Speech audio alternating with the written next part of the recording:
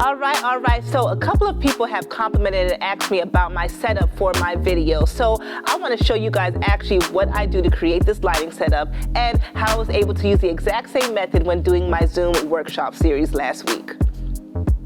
All right, so first things first, I have this handy dandy light right next to me to show you guys what lights I'm actually using, and I'm currently using the Nanlite FS200s, which are so amazing, and it's such that they actually sold out pretty quickly once they release. So right here I have my key light, which is my Octabank aimed towards me, and the thing I actually appreciate a lot about these Nanlites is that they use the Bowens mount. So at my studio, Be Fearless Studios in Atlanta, Georgia, I have a Godox rental kit along with the rentals for photographers that rent the studio space. And because the Godox uses the Bowens mount, I was able to use the exact same modifiers from the Godox lighting kit to use on the Nanlite. So I'm actually fairly new to Nanlites. I was introduced to them in October and November during a photo shoot where we used these lights to actually recreate natural light, and it was a constant light, so we didn't have to use strobes or anything like that. And that's when my mind was blown, like, I have to invest in some of these. And I will be doing a video on actually recreating natural light with the Nanlites coming pretty soon.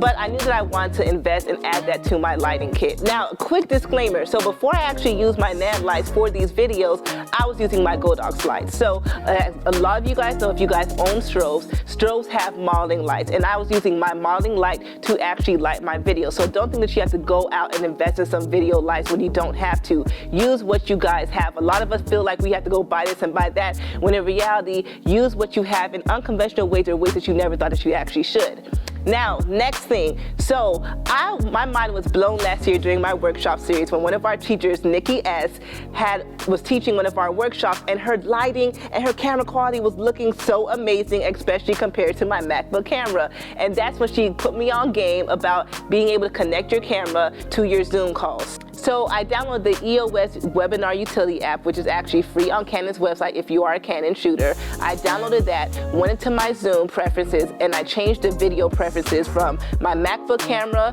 to my Canon camera. And voila. So using the exact same setup that I'm using here for these videos, I was able just to connect my camera in the same location that it was to my laptop, and voila, I had the exact same look for my webinar and for my workshop series. So if you're looking to spruce up your mentorship calls when you're doing them on your computer, or if you're just looking just to make yourself look good, try connecting your camera to your computer. It's an amazing thing, and some of my teachers actually started doing it throughout the rest of the week. So make sure that you guys try out these tips and let me know what you guys think.